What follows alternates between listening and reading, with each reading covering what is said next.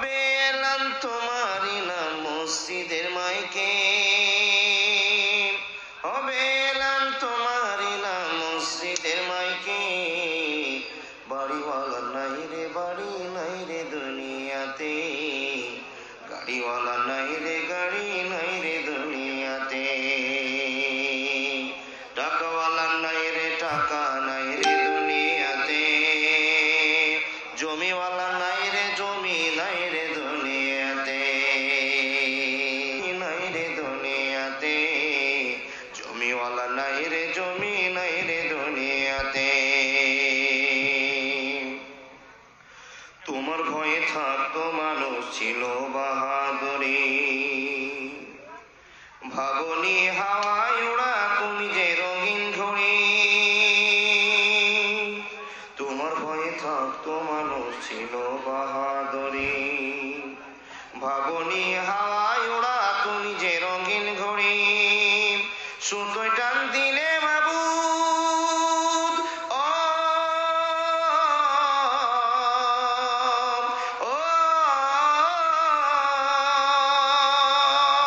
সুতোয় টান দিলে মাবুদ, সুতোয় টান দিলে মাবুদ পারবে না থাকিতে। বাড়িওয়ালা নাই রে বাড়ি নাই রে দুনিয়াতে, গাড়িওয়ালা নাই রে গাড়ি নাই রে দুনিয়াতে। চোখেরই পলকে তুমি হতে পারো লাশ, চিরতরে বন্ধ হবে তোমার নিঃশ্বাস। হবে এলাম তোমারই নাম মসজিদের মাইকে, বাড়িওয়ালা নাই রে বাড়ি নাই রে দুনিয়াতে, গাড়িওয়ালা নাই রে গাড়ি নাই রে দুনিয়াতে। বাড়ি গাড়ি মিল ফ্যাক্টরি টাকার পাহাড়, বিলাসিতায় কেটেছে জীবন কত অহংকার। বাড়ি গাড়ি মিল ফ্যাক্টরি টাকার পাহাড়, বিলাসিতায় কেটেছে জীবন কত অহংকার। দামি কাপড় ছেড়ে হবে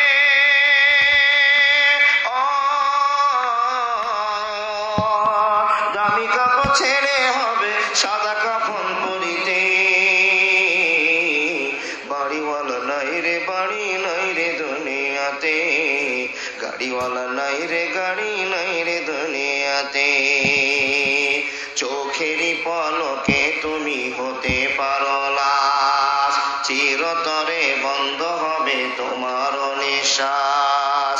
হবে এলাম তোমারই নাম মসজিদের মাইকে, হবে এলাম তোমারই নাম মসজিদের মাইকে। বাড়িওয়ালা নাই রে বাড়ি নাই রে দুনিয়াতে, টাকাওয়ালা নাই রে টাকা নাই রে দুনিয়াতে। যাদের সাথে থাকতে তুমি চলতে দিবানিশি, আমি যে কথাগুলো বলছি বাবু বোঝা যাচ্ছে তো? যাদের সাথে থাকতে তুমি চলতে দিবানিশি, জানা যায় শরীক হবে তোমার প্রতিবেশী। স্বজনেরা নিয়ে যাবে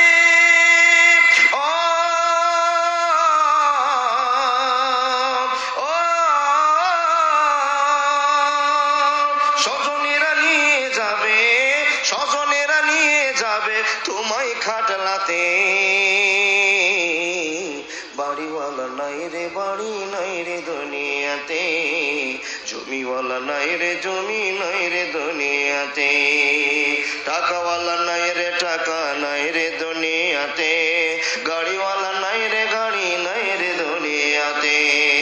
লিল্লাহি তাকবীর, একবার জোরে বলুন না নারায়ে তাকবীর।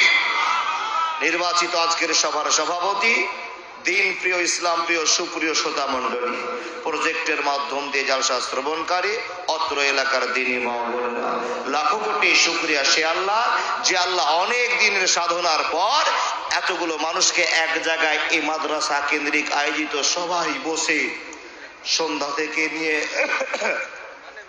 এখন পর্যন্ত পবিত্র হাদিস ও কোরআনের কথা শোনাচ্ছেন, শুনিয়ে যাচ্ছেন। সে আল্লাহ লাখো কোটি শুকরিয়া, বলুন আলহামদুলিল্লাহ। তারপরে পরে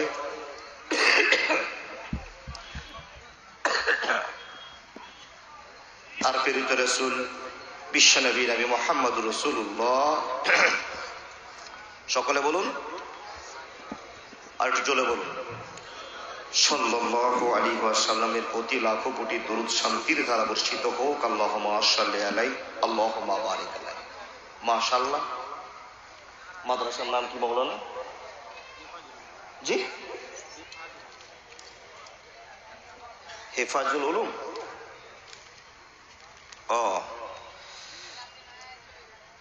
মেহফাজুল উলুম মাদ্রাসার উন্নতি কল্পে এক রাত্রি ব্যাপী এক বিরাট ধর্মীয় জালসার আয়োজন করা হয়েছে। মাশাআল্লাহ। কি জালসা? ধর্মীয় জালসা। তাহলে এখানে শুধু ধর্ম নিয়ে আলোচনা হবে, তাই না? না অন্য কিছু? রাজনৈতিক কথা আমার কাছে শুনবেন না? জানি না।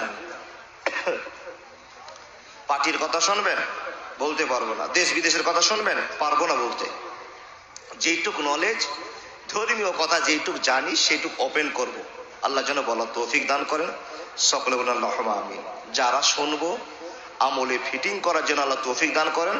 সকলে বলুন আল্লাহুম্মা আমিন। বাপ, এখানে সব ধরনের মানুষ বসে আছি। এখানে মৌলবি, মাওলানা, কারি, হাফেজ, বক্তা, চোর, ছাত্র, ডাকাত, জেনাখোর, মদখোর, সুদখোর, এত লেভেলের মানুষ বসে আছি। তাই সবাই একবার কাছে আল্লাহর কাছে ক্ষমা প্রার্থনা করে সবাই মন থেকে বলুন তো আস্তাগফিরুল্লাহ আল্লাযী লা ইলাহা ইল্লা হুয়াল হাইয়ুল কাইয়্যুম ওয়া আতুবু ইলাইহি। আর একবার ছোট্ট একটা সূরা আপনাদেরকে তেলাওয়াত করালে, আপনারা আমার সঙ্গে বললে 10 পারার নেকি আপনার আমলনামার খাতাতে আল্লাহ বসাবেন। সেটা একবার বলি। বিসমিল্লাহির রহমানির রহিম।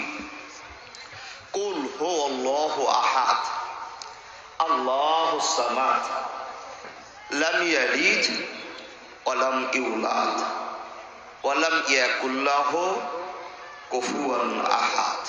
মৌলভী সাহেব কত নাম্বার পেলাম? জি, নবীর অনেক কটা হাদিস আছে।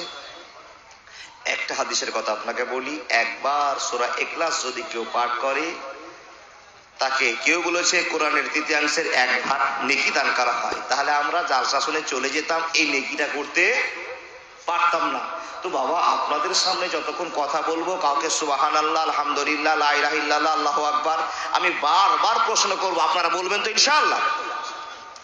জালসা শুনলেন, বক্তাকে দেখলেন, বক্তা সাদা না কালো দেখলেন, গলার আওয়াজ দেখলেন, হাদিস করেন কি বলে দেখবেন, দেখার পর বাড়িতে চলে যাবে, সব কালকে হারিয়ে যাবে। কিন্তু আজকে যে বসে বসে এই মাহফিলে যে কয়েকটা কথা বললেন, এইগুলো হারার কথা নয়।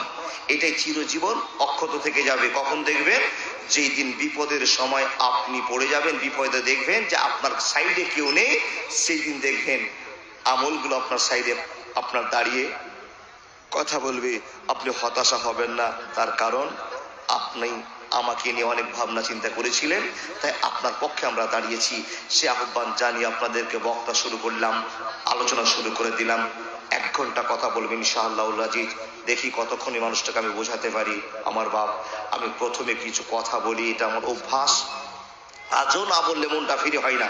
তো আপনাদের সামনে কথা বলতে শুরু করলাম। আচ্ছা বলুন তো বাবা, এখানে যতটি লোক আমরা বসে আছি সবাই মুসলমান তো? একটু জোরে বলুন। সবাই মুসলমান? হ্যাঁ, অমুসলিম থাকতেও পারে, কোনো সমস্যা নেই। তাহলে যারা আমরা ঈমান এনেছি তারাই আমরা মুসলমান। আচ্ছা বাবা, পৃথিবীতে এত ধর্মের কথা আপনারা শুনেছেন, এত জাতির কথা শুনেছি আমরা। আচ্ছা, কোন জাতির কথা আপনি জানেন? কোন জাতি আপনাকে বলেছে আমাদের আল্লাহ একটা? কোন জাতি বলেছে? কোন ধর্ম প্রমাণ করে? ইসলাম ধর্মে দীক্ষিত মানুষেরা যে আমরা মুসলমান, তারা আমরা এক আল্লাহকে মানি। বাকি যত ধর্মই আছে বাবা, সব ধর্মই যদি ওই আল্লাহকে বিশ্বাস করে, তারপরেও তারা একাধিক মাবুদের উপাসনা করে। ঠিক বললাম না? দেব দেবীকে মানে, চন্দ্রের পূজা করে, পীর ওলি আউলিয়াকে ডাকে, আলহামদুলিল্লাহ, যে যেমনটি বুঝে। তবে সব পথে কখন আসবে মানুষ? যেদিন আল্লাহ চাইবেন। আমি আমার মুখ দিয়ে বলছি, আপনারা শুনে নিন। তাহলে আপনারা যারা আমরা আল্লাহকে মেনেছি, আল্লাহ তুমি এক, এই সমস্ত মানুষগুলোর সামনে আজকে বক্তব্য। ওই মানুষগুলো কে? বেরেলি, হাম্পি, মালিকি, হাম্বিলি, সাইফি কোনো আলোচনা হবে না। একটা শুধু আপনাকে কথা বলবো যে আমরা আশহাদু আল্লা ইলাহা ইল্লাল্লাহু ওয়া আশহাদু আন্না মুহাম্মাদান আবদুহু ওয়া রাসূলুহু, এই কালেমার সাক্ষ্য দিয়ে আমরা মুসলমান হয়েছি। চার মাযহাবের ভেদাভেদ নিয়ে আমার কোনো আলোচনা নেই বাবা। যাই হোক, কথা বলতে আরম্ভ করলাম। তাহলে এক শ্রেণীর মানুষ আমরা আল্লাহকে ভয় করি, আল্লাহকে ডাকি যে আল্লাহ তুমি এক। এটা কারা? মুসলমানেরা। তাহলে আমাদের মুসলমান যারা আমরা বসে আছি তারা আজকে আলোচনা শুনবো। আচ্ছা, যারা বসে আছেন বলতো তো বাবা, আপনারা কোনোদিন নিজের চোখে আল্লাহকে দেখেছেন? কেউ একটা হাত উঠবে না? একটা হাত উঠাতে পারবেন না যে মাওলানা আমি জীবনে একবার আল্লাহকে দেখেছি? বলতে পারবেন না। জি, আমিও জানি কেউ বলতে পারবে না। আচ্ছা, হযরত মুহাম্মদ পড়ুন, সাল্লাল্লাহু আলাইহি ওয়াসাল্লামকে দেখেছেন? দেখেননি। আচ্ছা, মুসলমান এত আমরা পাগল কি করে হলাম? আল্লাহকে দেখলাম না, নবীকে দেখলাম না, অথচ নবীর মাদ্রাসাতে লাখ লাখ টাকা মুসলমান দান করে দেয়। কি বললাম? ঠিক বললাম না বাবা? আল্লাহর ঘর, আল্লাহকে দেখিনি, জানিনি, বুঝিনি, সেই আল্লাহ একখানা ঘর করতে বলেছেন। কি? বাইতুল্লাহ, মসজিদ, আমাদের যেখানে ইবাদতখানা, মসজিদ আল্লাহ তৈরি করতে বলেছেন। মুসলমানেরা কোটি কোটি টাকা খরচ করে আল্লাহর কাছে পাবার জন্য ইবাদতখানা তৈরি করছেন। আচ্ছা, আল্লাহকে কেউই তো আমরা দেখিনি, কিন্তু এত ভয় কোথা থেকে আসলো? কি করে ভয়টা হলো? ভয়টা কেন করছি? নিশ্চয় আল্লাহকে দেখিনি, কিন্তু আল্লাহ সৃষ্টি দেখে মনে মনে বুঝে নিয়েছি নিশ্চয় আল্লাহ একজন আছে। বোঝা গেল না কথা? আল্লাহকে চোখে দেখিনি, কিন্তু মনে মনে দৃশ্য দেখে, এই আকাশ, সূর্য, বাতাসকে দেখে, পৃথিবীর নকশাকে দেখে মনে হচ্ছে এর পিছনে কোনো একজন কারিগর আছে। না হলে কি করে সম্ভব এত বড় পৃথিবীকে সামলে নেওয়া? বাপ, ছোট্ট একটা বিষয় বলার আগে একটা উদাহরণ দিই। আচ্ছা, মোবাইল তো সবাই আমরা ব্যবহার করছি, মোবাইল সবার কাছে আছে, তাই না? আচ্ছা, এই মোবাইলটার বাংলাকে বলতে পারবেন? উত্তরটা সঠিক নয়, ছেড়ে দেন, কালকে শুনবেন, ফোনে ফোন লাগাবেন, মৌলভী সাহেব আমি ঠিক বলেছিলাম, আর যদি ভুল বলেন তার বলার দরকার নেই। আচ্ছা, এই মোবাইলটা আবিষ্কার করেছে কি আপনাদের জানা? যাকে সব সময় পাশে রেখেছি আর যার সঙ্গে এত বন্ধুত্ব হয়েছে, এর চাইতে মা অনেক দূরে, বাবা অনেক দূরে, বউ অনেক দূরে, কিন্তু এই এমন ভাবে সেটিং হয়ে গেছে মানে হাওয়ার মতো। বিবি হাওয়াকে আল্লাহ বাম হাত থেকে তৈরি করেছেন, এই হাওয়াকে বাম পকেটে রেখে দিচ্ছি না? এই আল্লাহর বান্দা, তবে বলুন, যাকে এত ব্যবহার করছি এর সৃষ্টিকর্তা কি? মোবাইলটা এমনি হয়ে গেছে? হ্যাঁ, এমনি তো হয়নি বাবা। একে কেউ নিজের হিকমত খাটিয়ে, আল্লাহর হিকমত পেয়ে মোবাইলটা তৈরি করেছে, যার জন্য সৌদি আরবের মানুষের সাথে ইন্ডিয়ার উত্তর দিনাজপুরের হাড় ভাঙার মানুষ কথা বলতে পারে। সুবহানাল্লাহ বলবেন না? আচ্ছা, যিনি মোবাইলটা তৈরি করেছেন ওর ব্রেনটা পচা, তাই না? না বন্ধু না, ব্রেন পচা নয়।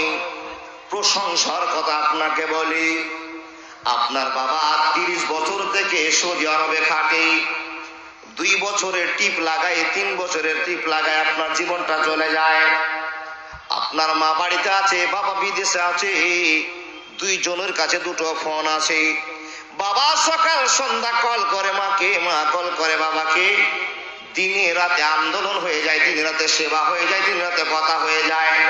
আচ্ছা বলুন তো, মোবাইলটা যদি না থাকতো, 2 বছর মা বাবাকে হারিয়ে থাকতো, বাবা মাকে হারিয়ে থাকতো, ঠিক বললাম না ভুল বললাম? তাহলে যে মোবাইলটা তৈরি করেছে আমরা পৃথিবীর মানুষ, তাকে পুরস্কার করা উচিত কি উচিত নয়? উচিত নয় গো বাবা? যে তোমার কত বেরেন, তোমার কত জ্ঞান, তোমার কত ধারণা, তুমি এত সুন্দর করে মোবাইলটাকে ওপেন করে দিয়েছো।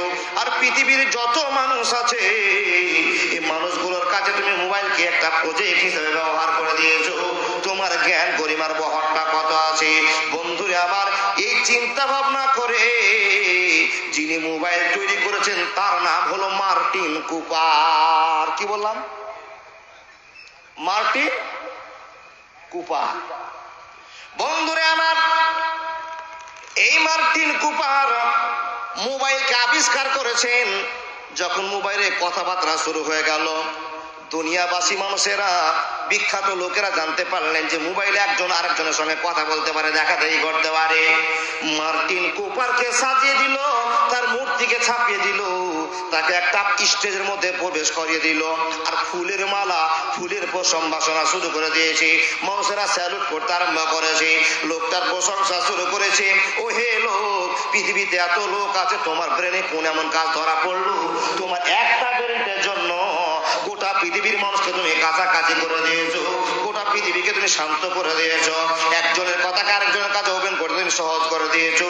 তোমার ব্রেন কত সুন্দর, এই সম্ভাষণা জানাবার জন্য তাকে কত স্যালুট করলাম, তাকে কত ফুলের মালা দিলাম। বন্ধুরে, সামান্য মোবাইলকে ওপেন করে দেওয়ার জন্য, মোবাইলটা আপনার কাছে দেওয়ার জন্য এই লোকটাকে কত রকমের পুরস্কার করা হয়, পুরস্কৃত করা হয়েছে, তাকে কত সম্মানজনক আদর্শবান দেখা হয়েছে। বন্ধুরে আমার, একটা মোবাইলের মালিককে যদি এত শ্রদ্ধা হয়, এত ভালোবাসা হয়, তাহলে আপনার কাছে প্রশ্ন যে আপনাকে সৃষ্টি করেছে সে কত বড় পুরস্কার পাবে? মোবাইলকে দেখে যদি আপনি তাকে ফুলের মালা দেন, তাকে সম্ভাষণা জানান, তাকে আপনি স্যালুট করেন, তাহলে আপনার মতো মানুষটাকে যিনি তৈরি করেছেন সে কতটা স্যালুট পাওয়ার যোগ্যতা রাখে? মনে রেখে দেন, এটা একটা ফুল স্টপ দিলাম। আচ্ছা, এই যে লাইট জ্বলছে বাবা, ঘরে গেলে ফ্যান ঝুলে, ফ্যান ঘুরে, আচ্ছা বিদ্যুৎ কে তৈরি করেছে? কেউ ডানে বামে, ভাই রুমালটা দেন, ডানে বামে, মাইকেল ফ্যারাডে। কি বললাম? নামটা মুখস্থ করো না, মাইকেল ফ্যারাডে। বন্ধুরা আমার, ছোট্টখানি যুক্তি আপনাকে দিয়ে যায়।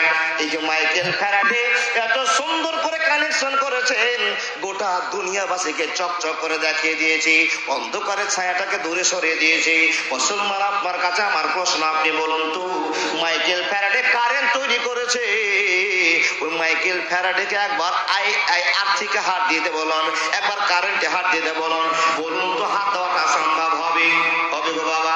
না, না, হবে না। মাইকেল ফ্যারাডে আঙ্গুল দিয়ে দেখতে পারবে না তোমার কত তেজ আছে, তোমার কত ভোল্টেজ আছে। আমি কানেকশন করেছি, আমি তোমাকে সৃষ্টি করেছি, এর পিছনে একটা বড় কারণ আছে, কিন্তু আমি হাত দিয়ে চেক করতে পারবো না তুমি আমাকে কত দূর সামাল দিয়ে রাখতে পারবে। বন্ধুরা আমার, এই লাইন কেঁপে আমাদের জীবনটা উজ্জ্বল না নোংরার ভিতরে চলে গিয়েছে। আমাদের লাইট পাওয়াতে কারেন্টের সাথে আমাদের জীবনে শান্তি এসছে না অশান্তি এসছে? বাবা ঠিক করে বলুন। শান্তি এসছে, আর চেরাক কুপি হরকিলের প্রয়োজন হয় না, লাইট আমাদের ফোকাস করে দিয়েছে। মুসলমান, এটাকে দেখে আমরা বারবার স্যালুট করি। ওগো মাইকেল ফ্যারাডে, তোমার বুদ্ধি কত ছিল, তোমার জ্ঞান গরিমা কত তীক্ষ্ণ ছিল, যে এত সুন্দর কাজটা তুমি পৃথিবীবাসীকে দিয়েছো পুরস্কার হিসাবে। তোমার জ্ঞানের তো সীমা হয় না, তোমার জ্ঞানের তো সাধনা হয় না।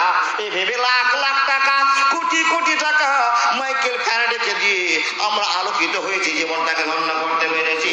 আচ্ছা বলুন তো, মাইকেল ফ্যারাডে না থাকলে আলো আপনাদের এলাকায় জ্বলতো কি জ্বলতো না? নিশ্চয় জ্বলতো না। মাইকেল ফ্যারাডের মতো কিছু লোক থাকবে, তার জন্য আপনার এলাকায় আলো জ্বলবে, নিশ্চয়ই এটা স্বাভাবিক বাবা। তাহলে মাইকেল ফ্যারাডে যদি এত সুন্দর কাজ করে, তাকে পুরস্কার দেওয়া হয়েছে, তাকে একটা ভালোবাসা দেখা হয়েছে। কিন্তু বলুন এবার, মাইকেল ফ্যারাডে যদি পুরস্কার পায়, মার্টিন কুপার যদি পুরস্কার পায়, মহান রব কি পুরস্কারের যোগ্যতা নয়? মহান রব কি পুরস্কার পাবে না? বলে মাওলানা, আপনার ওয়াজের কোন সিস্টেম আমি বুঝতে পারলাম না, আল্লাহকে কি জন্য পুরস্কার করা হবে, কি জন্য আল্লাহ পুরস্কার পাবে? বন্ধুরে আমার, মহান আল্লাহ রাব্বুল আলামিন আপনার পূর্ব আকাশে একটা সকাল বেলায় সূর্য উঠান, আর পশ্চিম আকাশে অস্তমিত দেন। এটাকে আমরা সূর্য বলি বাবা। এর ভোল্টেজ হলো 33,000, এর ভোল্টেজ হলো 30,000, এর একটা অ্যামাউন্ট আছে, একটা ধারত্ব আছে। এতে যতগুলো শিক্ষিত মানুষ বসে আছেন, কার জানা আছে রে বন্ধু, পূর্ব আকাশে যে সূর্যটা উদিত হয়, এর ভোল্টেজ কত হাজার ভোল্টেজের পাওয়ার দেওয়া আছে? আপনাকে মুখ খুলে একবার বলতে হবে। বন্ধুরা আমার, কারো জানা আছে? আছে গো বাবা, জানা? না, জানা নেই।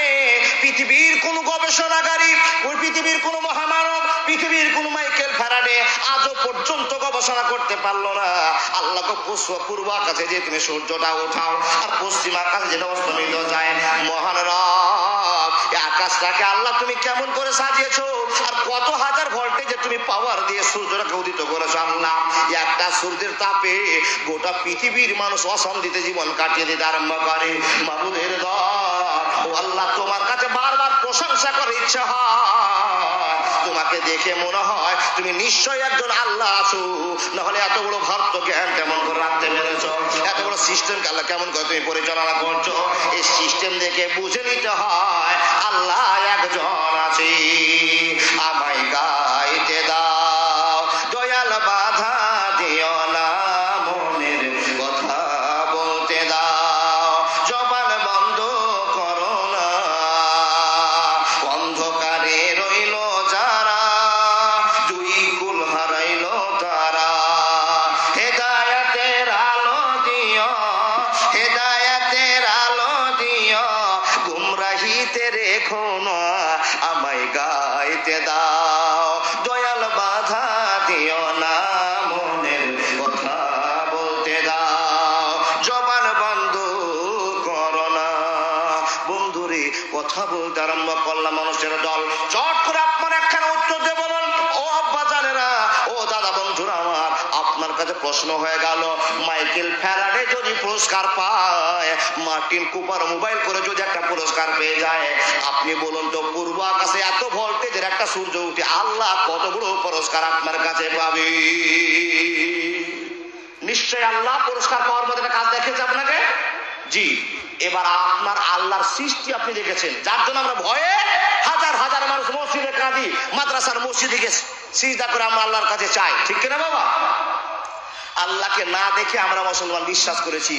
আজকে আপনাদেরকে সচক্ষে আল্লাহকে দেখাবো। বলে মৌলভী সাহেব, এরকম তো ওয়াজ কোনোদিন শুনিনি যে আল্লাহকে দেখা যাবে। জি, আপনি আল্লাহকে আজ দেখেননি, আজকে আপনাকে দেখাবো।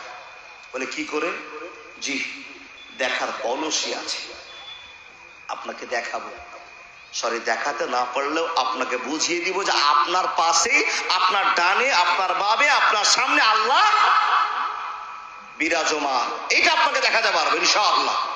এ বাবা, কি করে? তাহলে আজকের যে বিষয়টা আমি শুরু করেছি মনোযোগ দিয়ে শুনে যান।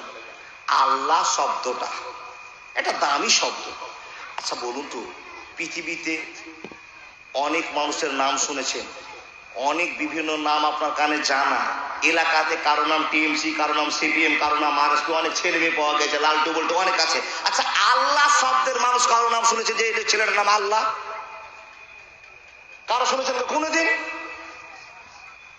আল্লাহ শব্দের কোন দুনিয়াতে মানুষ নেই, সাহস কারো জুটে নিজ আমার নামটা আল্লাহ রাখি।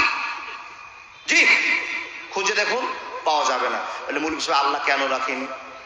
আল্লাহ বলছেন, আমার নামটা যে রাখা আছে আল্লাহ, এটা হলো আসল নাম, আর আমার হলো সেফাতি নাম, নকল নাম, গুণবাচক নাম হলো রাজ্জাক, কাহার, সাত্তার, জব্বার। এগুলো আল্লাহর সেফাতি নাম। কিন্তু আল্লাহ শব্দটা হলো একক, একচ্ছত্রের মালিক আল্লাহ। এটাই প্রমাণ করে আল্লাহ সাধারণ ভাষা নয়। আর আল্লাহ এমন করে ফিটিং করেছে কোরআন মাজিদের ভিতরে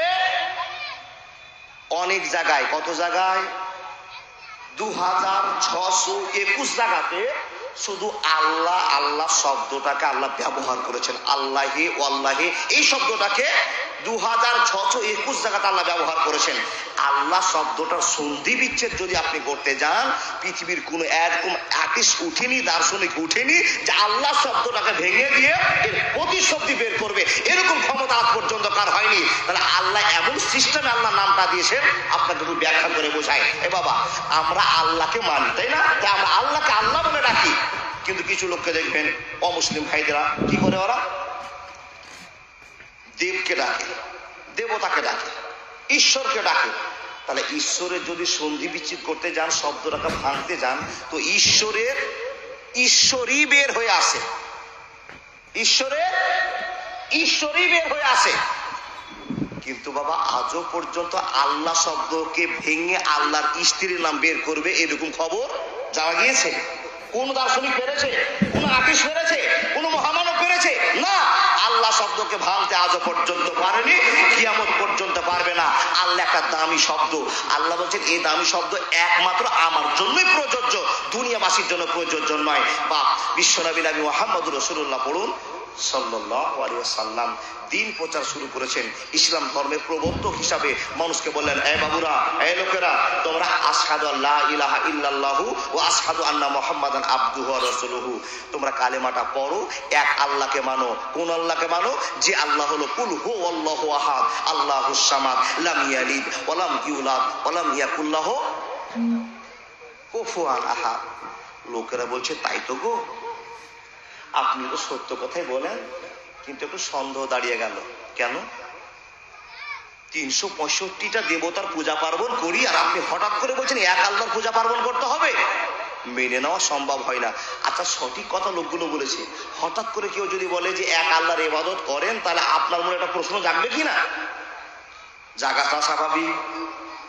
লোকেরা সন্দেহের মধ্যে পড়ে গেলেন। নবীজি প্রমাণ শুরু করলেন। কার সাথে? সঙ্গে এক খাদিজা, তুমি বলে দাও আমি নবী প্রচার করতে এসেছি, তুমি এক বলে আল্লাহকে স্বীকার করে নাও, আল্লাহ এক, অদ্বিত, আল্লাহর সঙ্গে কারো শরীক করিও না। খাদিজা কথা বুঝলেন, নবী মুহাম্মদকে বুঝে নেওয়ার পর আশহাদু আল্লা ইলাহা ইল্লাল্লাহু ওয়া আশহাদু আন্না মুহাম্মাদান আবদুহু ওয়া রাসূলুহু এই কালেমার প্রচার শুরু করে দিলেন। বন্ধুরা আমার, দ্বিতীয় ক্ষণে একের পর দুই, দুইয়ের পর তিন, চার করতে করতে মুসলমানের সংখ্যা বেড়ে গেল। বাবজারে যাকে জিজ্ঞেস করা হয় তুমি কালেমা পড়ে নাও, তো মুহাম্মদ সাল্লাল্লাহু আলাইহি ওয়াসাল্লামকে বলেন, নবী গো, কেন কালেমা পড়বো? আমরা যে দেবকে মানি, আমরা যে ব্রহ্মকে মানি, আমরা যে শিবকে মানি, আমরা যে গণেশকে মানি, আমরা যে দুর্গাকে মানি, আমরা যে কালীকে মানি, আমরা কেন আল্লাহ বলবো? মুহাম্মদ বলতেছেন, শুনে নাও, দেব দেবতা কোনো উপকার আসবে না, দেব দেবী তোমার কোনো কাজে আসবে না। যিনি কাজ করে দেখাবেন তিনার পরিচয়টা হলো কুল হুয়াল্লাহু আহাদ আল্লাহুস সামাদ লাম ইয়ালিদ ওয়া লাম ইউলাদ ওয়া লাম ইয়াকুল লাহু কুফুয়ান আহাদ। বিশ্বনবী বললেন, খবরদার ভুল করিও না, কালেমা পড়ে নাও, এক আল্লাহকে আল্লাহ বলে মেনে নাও। মানুষেরা প্রশ্নের সম্মুখীন হয়ে গেল। বন্ধুরে, নবীকে লোকেরা প্রশ্ন শুরু করে দিল, নবী মুহাম্মদ, আপনার কথা মানবো, আপনি জীবনে কোনোদিন মিথ্যা কথা বলেন যে আপনার আল আমিন পরিচয় হয়েছে নবী হে, কিন্তু আপনার কাছে প্রশ্ন, বলুন তো, আপনি কি নিজের চোখে কোনোদিন আল্লাহকে আপনি দেখেছেন? নবী মুহাম্মদ, আপনি যে আল্লাহ আল্লাহ বলে ঘোষণা করছেন, তো আপনি আল্লাহকে দেখেছেন? তো নবীজি বলছেন না। বলে, আল্লাহকে কোনোদিন হাত দিয়ে ধরেছেন? বলে, না তো ধরিনি। বলে, আল্লাহকে কোনোদিন নাকে স্পর্শ করেছেন? ভালো কোম্পানির ফগ মেখে সেন্ট মেখে আপনার সামনে এসেছে, আপনার মনে হলো এটা আমার আল্লাহ, এরকম কোনোদিন ঘটেছে? বিশ্ব নবী নবী মুহাম্মদুর রাসূলুল্লাহ সাল্লাল্লাহু আলাইহি ওয়াসাল্লাম বলছেন, ও বন্ধু সাথীরা আমার, শুনে নাও, আমি কোনোদিন আল্লাহকে চোখে দেখিনি, আল্লাহকে হাত দিয়ে নাড়তে পারিনি, আল্লাহকে সেন্টটা আমি বুঝতে পারিনি, কিন্তু আমি বুঝতে পেরেছি পৃথিবীকে পরিচালনা করার জন্য একটা মানুষের দরকার আছে, একজন গুরুর দরকার আছে। যদি এই কারেন্টকে তৈরি করার জন্য মাইকেল ফ্যারাডের দরকার হয়, মোবাইলকে চালাবার জন্য যদি একটা মার্টিন কুপারের দরকার হয়, এত বড় পৃথিবীকে চালার জন্য নিশ্চয় একটা আল্লাহর প্রয়োজন আছে। আমি সৃষ্টিকে দেখে বিশ্বাস করে নিয়েছি আল্লাহ একজন আছে, আমি এটাই তোমাকে সাড়া দিতে বলেছি। বন্ধুরা আমার, প্রশ্ন শুরু হয়ে গেল, হে নবী মুহাম্মদ, তুমি আল্লাহকে দেখলা না, আল্লাহকে ধরতে পারলা না, আল্লাহকে নাক দিয়ে গন্ধ শুনতে পারলা না, আর আল্লাহ আল্লাহ করে জীবন দিয়ে দিচ্ছ। তোমার কাছে প্রশ্ন, এই আল্লাহ শব্দটা বের করতে গিয়ে বাপের সঙ্গে সম্পর্ক ছুটে গেল, চাচার সঙ্গে সম্পর্ক ছুটে গেল, বন্ধু বান্ধবের সঙ্গে সম্পর্ক ছুটে গেল। নবী হে, তোমার কাছে প্রশ্ন গো মুহাম্মদ, যে আল্লাহকে তুমি দেখলা না, আল্লাহর জন্য জীবন দেওয়ার জন্য কেন তুমি তৈরি হয়ে গেলে? নবী মুহাম্মদ বলছে, আল্লাহ আমাকে ইলহাম করে জানিয়েছে নিশ্চয় একজন আল্লাহ আছে, আমি কোন ভুল করিনি, করিনি, করিনি। Golden Madina, oh my sweetie Madina, I cannot forget you, dear Medina, I cannot forget you, dear Medina, cannot forget, would not forget, dear Medina, cannot forget, would not forget, dear Medina, I cannot forget you, dear Medina, I cannot forget you, dear Medina. से मोहल्ला, you are better than arse mohalla.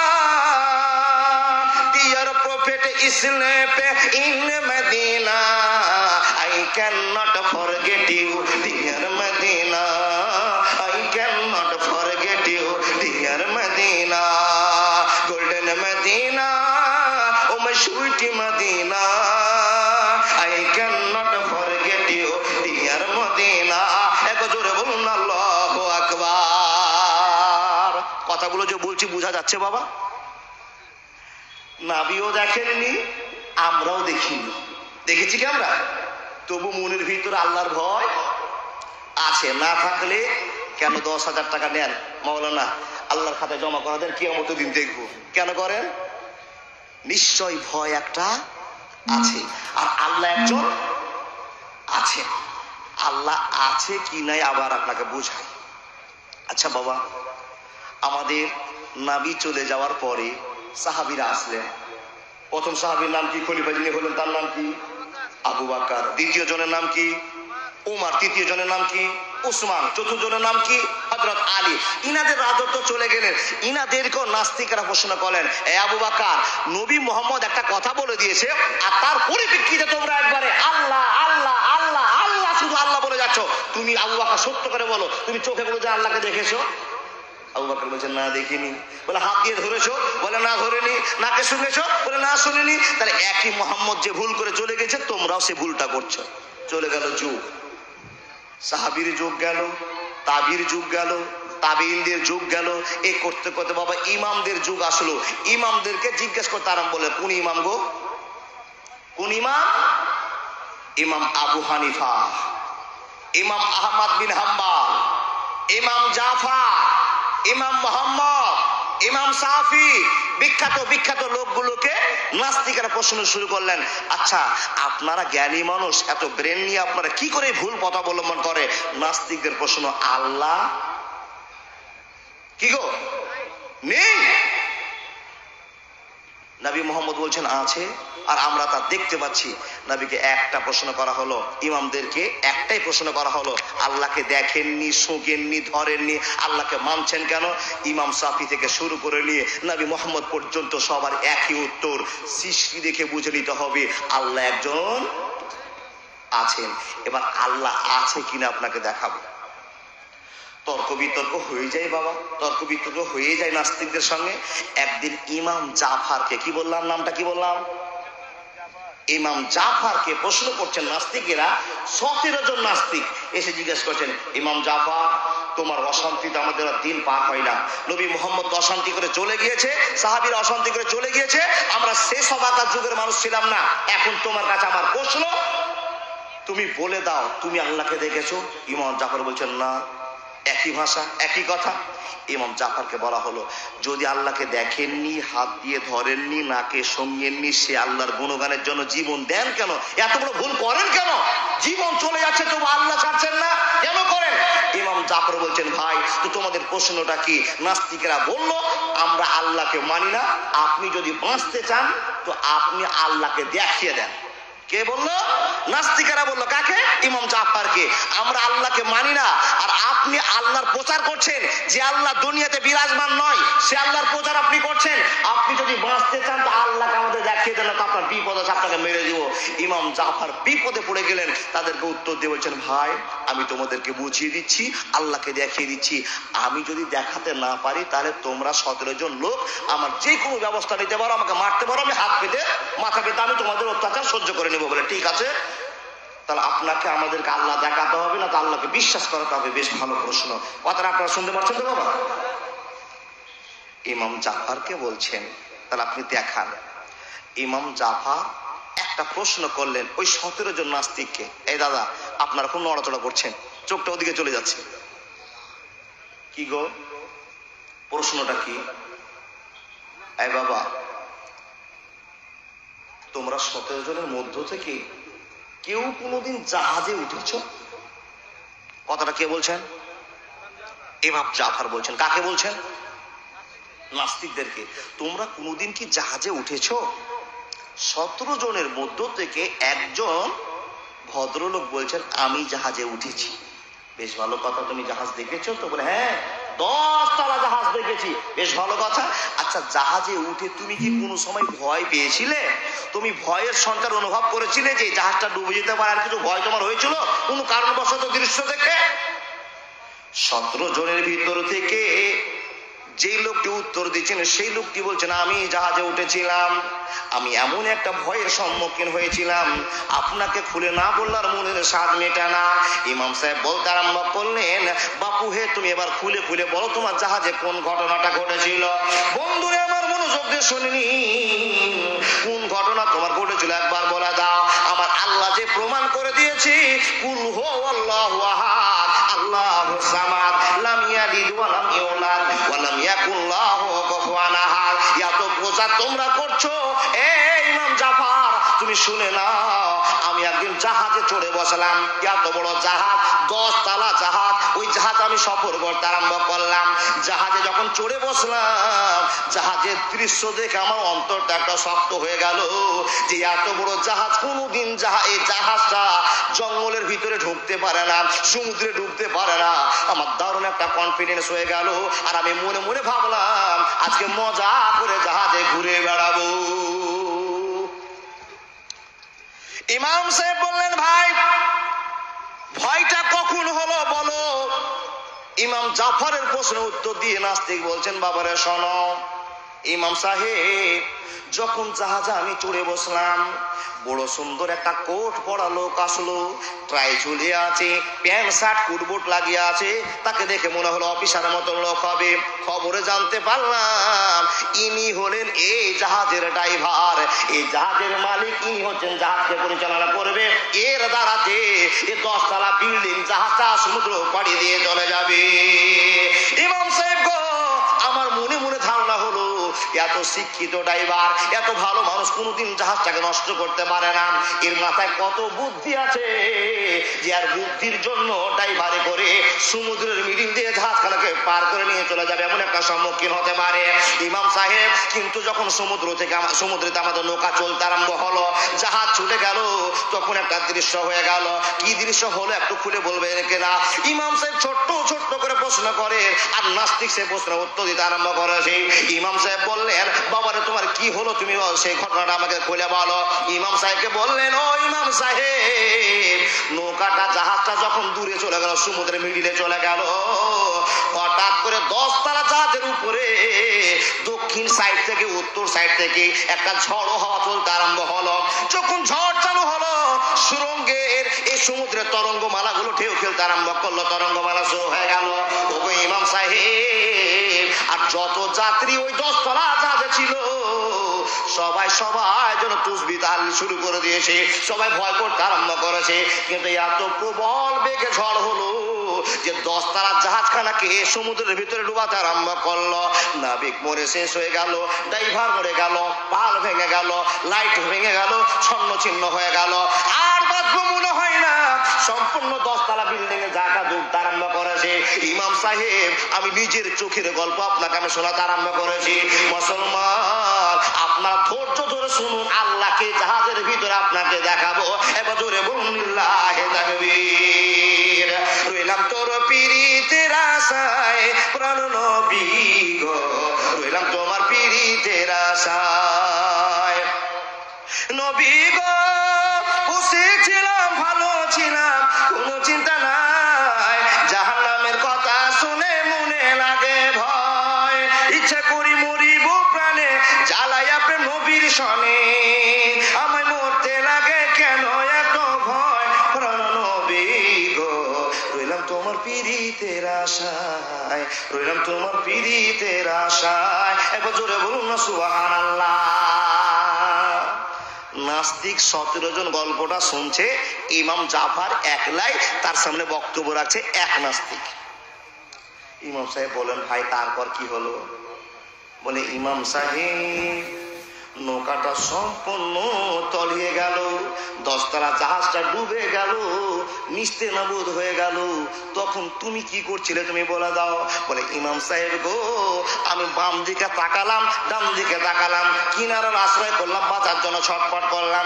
হঠাৎ করে দেখলাম আমার বাম পাশে একটা তক্তা ভাসতে আরম্ভ করেছে। একবার জোরে বলুন না সুবহানাল্লাহ। তক্তা যখন ভাসা দেখলাম, আমি সেই নৌকা থেকে ঝাঁপিয়ে পড়লাম তক্তার উপরে। আমি তক্তার উপরে চড়তে আরম্ভ করলাম। চারিদিকে থই থই পানি, আমার বাঁচার কোনো উপায় নাই। কিন্তু আমি যখন তক্তাটা পেলাম, মনে মনে আমার ধারণা হয়ে গেল এই তক্তাটাই আমাকে বাঁচাতে পারে, এই তক্তাটাই আমাকে বাঁচাবে, এটা আমার কনফিডেন্স হয়ে গেল। ইমাম সাহেব গো, কিন্তু আমি যখন ওই সমুদ্রের তক্তার উপর ভাসমান ছিলাম, তখন অনুভব করলাম বড় বড় ঢেউগুলো এসে আমাকে ধাক্কা মারতে আরম্ভ করলো। ঝাপটাতে ঝাপটাতে ঝাপটাতে এক কিনারার পাশে আমাকে নিয়ে চলে গেল। ইমাম সাহেব বলছেন তারপর কি হলো বলো। ইমাম সাহেবকে বলছেন, ও ইমাম সাহেব, আমি ডাঙ্গাতে উঠবো এমনটা সমাতে একটা বড় ঢেউয়ের বেগ আসলো, একটা তরঙ্গমালা এসে আমার কাছ থেকে তক্তাখানাকে দূরে ছড়িয়ে দিয়েছে। আমি নিরুপায় হয়ে গেলাম, আর বাঁচবো না। জলে ডুবতে ডুবতে হাবুডুবু করছি, তাকিয়ে আছি। হাবুডুবু করতে করতে আমার জীবনটা যেন আশাবাদী হয়ে আছে। ওগো দর্শকেরা, এই দৃশ্যটা তোমরা যদি কেউ দেখতে পারো, আমাকে কেউ দড়ি চালিয়ে দাও, আমাকে একটু বাঁচিয়ে নাও। তক্তা আমার কাছ থেকে ছুটে গেল, আমি কিনারা যেতে পারছি না। ইমাম সাহেব আমার ভয় হয়ে গেল। এতক্ষণ বাঁচার একটা টার্গেট ছিল, এখন মনে হয় আর বাঁচবো না। কিন্তু আমার কনফিডেন্স তখনও লেস হয়নি। আমার ধারণা মনে হয় যে আমাকে দড়ি দিয়ে কেউ এখনো বাঁচাতে পারে। তক্তা ছুটে যাওয়ার পরও আমার বাঁচার আশা আছে যে কেউ আমাকে একটা দড়ি দিবে, আর দড়িটা দিয়ে আমি ধরে ডাঙ্গাতে উঠে আসবো, কেউ আমাকে সাহায্য করবে, একটা ছোট নৌকা নিয়ে এসে উঠিয়ে নিয়ে যাবে। এখন আমার বাঁচা আসে। কিন্তু আমি চারুদিকে তাকাচ্ছি, একটাও মানুষ দেখতে পাই না। ইমাম সাহেব বললেন, তারপর তোমার কি অবস্থা? ইমাম সাহেবকে সে নাস্তিকটা বলছেন, মৌলানা ইমাম সাহেব, আমার তখনও বাঁচার আশা আছে যে ওই তক্তাটা আর একটা ঢেউ এসে মনে আমাকে ধরা দিয়ে দেবে, আমি তাতে চড়ে বসবো, আমি বেঁচে যাব, আমার বাঁচার আশা তখনও আছে। ইমাম সাহেব বললেন, তুমি চারদিকে তাকিয়ে দেখলে একটাও মানুষ দেখতে পেলে না, কাউকে দেখতে পেলে না তোমাকে সাহায্য করবে। ওরে নাস্তিক বন্ধু, তারপরে তুমি বাঁচার আশা করেছো, তো বাঁচার আশাটা কার কাছে করেছিলে তোমাকে এবার উত্তর দিতে হবে। বন্ধুরা আমার, যখন ইমাম জাফর প্রশ্নটা উল্টে ধরে নিয়েছে, তোমার সম্পূর্ণ কুল হারিয়ে গেল, তারপর তুমি কার কাছে বাঁচার আশা করলে? ইমাম সাহেবের সামনে ওই নাস্তিক মাথা নত করে বলছে। তখন আমায় মনে মনে হচ্ছিল নিশ্চয় কেউ একজন যে আমাকে বাঁচাতে পারে, তিনি একজন আল্লাহ আছে। ইমাম সাহেব বলছেন, ওটার নামই আল্লাহ, ওই তোমাকে জল থেকে বাঁচাবে। এবার জোরে বলুন না সুবহানাল্লাহ। ইমাম সাহেব বলছেন, তক্তা ছুটে যাওয়ার পর সমুদ্রে ডুবে যাচ্ছ,